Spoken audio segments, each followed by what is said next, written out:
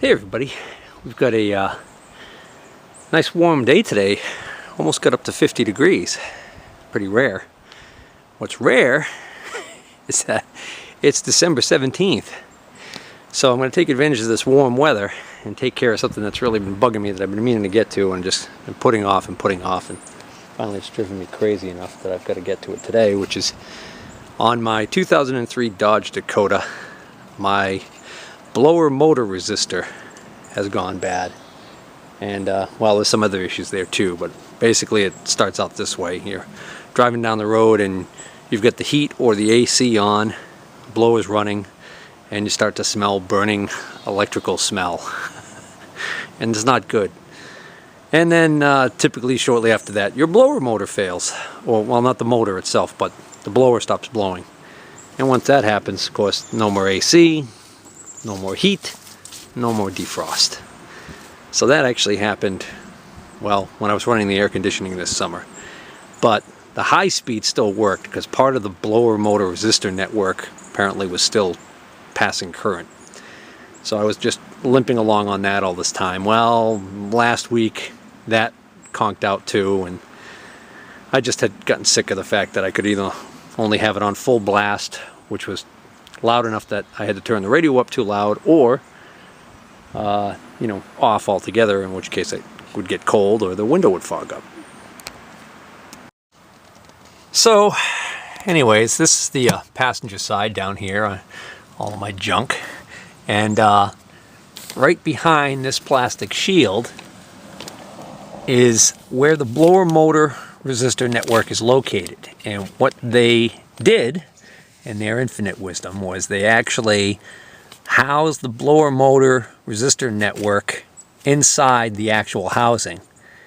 I guess the theory being that the air flowing through from the blower motor would actually cool the resistor network.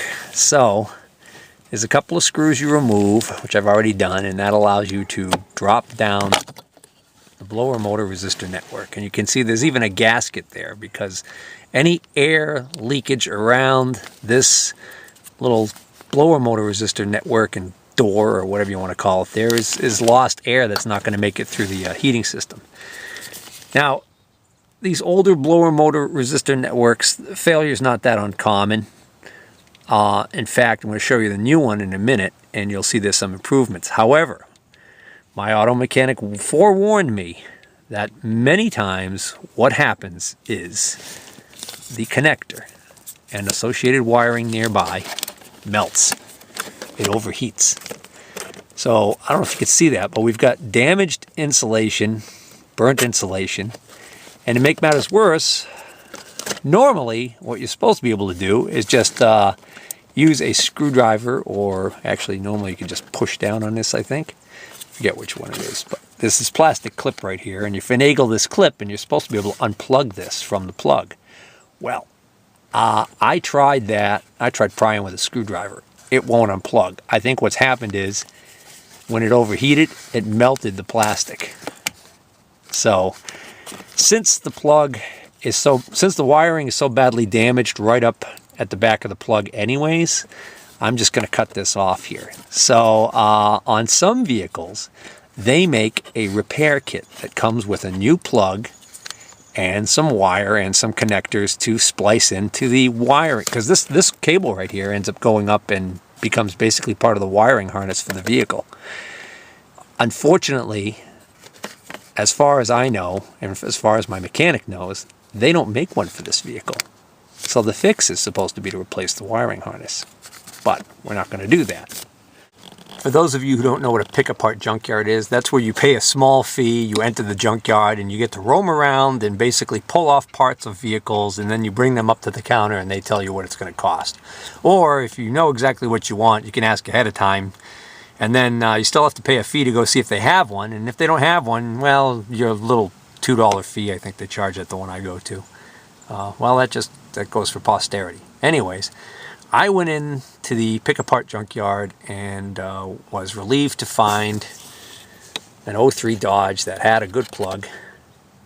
And what I did was I cut it off. So what I'm going to do is I'm going to use crimp connectors, splice this wiring this plug onto my existing wiring harness and install the new blower motor resistor network that I got from Napa. And hopefully that'll solve all of my issues. Now, the other thing I wanted to point out was the blower motor resistor. Well, actually, you know what? I'll show you that when I get it out. Okay, so I cut the wires off pretty close to the back of the plug. And then I cut them back to a point where they're not damaged. I had to take off some of that tape. And what I'm going to do is I'm going to splice on this new cable. I'm going to take this tape off of here, and I'm going to strip all of these wires and all of those wires and use crimp connectors to put it all together. And I am going to leave this extra wire on here. So the wire is actually going to be a little too long, but I want that extra wire just in case I run into a problem later. So that's all going to be taped up anyways. So let's see. I got to take this tape off. Ugh, I hate that kind of electrical tape they use. It's almost like a friction tape. It's just gooey and nasty and sticky on both sides. Oh, by the way, if you're going to do any kind of electrical work on automotive, tractors, lawnmower, ignition systems, or anything like that that's going to involve crimpers, do yourself a favor and invest in a good quality pair of crimpers. These are fair. These are GB Electrical. I've had these for quite a long time. I forget where I even bought these. And then I've got some Channel Lock brand ones, or some, I forget which ones those are. I forget who makes those. Those are probably my best pair. But anyways, these are much better than, let's see, I might even have a pair to show you, but the style that comes in the little plastic tray with all the little connectors, you can buy the little kit, those are almost always junk. The best crimpers tend to be sold standalone without any, oftentimes without any connectors at all that come with them. Well, at least that's what I've found for the most part. Okay, so the other thing you want to do, I already crimped a couple on here, but you want to make sure you don't strip this back too far. You want to make sure you use the proper sized slot on the crimper stripper to strip the wire so you don't ring the conductor, that's where you actually cut into the actual copper part here, and that's going to affect the ampacity of the conductor, which is not good. And you know, you don't want this to be too long, because then you won't be able to insert it fully into the back of the connector, so that when it's properly crimped, the plastic is completely, there's no copper showing. Plastic is extending over the wire insulation right there. Well, here's a novel idea. Why not clean all the junk out of your passenger side before you start working on it, so you have some easier access? It's that way I can get in here and have a little bit easier time stripping these wires. Also, I left the screws there, and then I found this little red clip, which reminded me, oh yeah, that's how this plug is supposed to lock. That little red clip slips in here and locks this plug, and then once that clip is out, you're supposed to be able to use a screwdriver, bend that plastic tang, and unplug this. And again, it doesn't want to unplug. I might, just for the heck of it, try and pry it apart, force it, and see if I can see what's how bad it looked in there. But anyway, so that's good that I have that, because it turns out, looks like I didn't have the one on this one. I think this was actually, yeah, the blower motor resistor was already missing on this particular vehicle when I took this out. And oh, a couple of points about that. For those of you who were thinking, oh boy, you ruined a perfectly good wiring harness on that junkyard truck. What if somebody comes along and needs that wiring harness?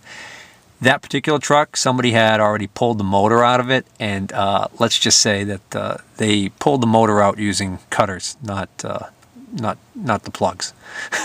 So that wiring harness is pretty trashed. Okay, so that's that. And then I also didn't go to the junkyard just for this. I also needed the actuator motor for the blower blend door that controls the hot-cold. In other words, this center knob on the console there that has the red and the blue on each side. When you turn that, that actuates a motor down below. And I'll get into that at some other date, because I'll explain to you what the problem is with that. Quick word about putting these conductors in. You want to make sure you can even give the ends of the conductors a little twist so the little strands are kind of curled around each other. And then you guide them into the back of the crimp connector slowly and easily, so you can feel if it's sliding in without any resistance. If you feel resistance and you force it, chances are you're bending over some strands of the conductor, and those aren't going to get crimped. You'll have a weak connection. It won't pass current as well, and is more likely to break down mechanically at some point. All right, so I'm not going to tape this all up just yet. I'm going to do a test run. So now I'm going to get that new blower motor resistor assembly. All right, so based on the make, model, and year of my vehicle, they provided me at Napa with this part number BR284, and much to my surprise, and to the also to the surprise of the attendant who was waiting on me, this was only about 12 or 14 bucks, and that seems like that's what this should cost to me for what it is. It's really not a lot to this thing, but the guy at the counter said to me, he says, geez, he said, you know, he's seen some of these go for 70 or 80 bucks, which is just a complete rip. I mean, I'm sure some of these for some vehicles do go that high, but that's just a complete rip-off in my opinion. But then again, the fuel shutdown solenoid with the dual coil in it in my 97 Dodge Ram, the diesel, that sells for like $700 or $800 through Napa. I ended up getting an aftermarket one. I actually just snapped that clip completely off and pried the heck out of this thing with a screwdriver trying to get this to separate, just because I was curious to see what the connections look like inside there, and that's just plastic welded on there now. So I'm just forget about that and put the new one in.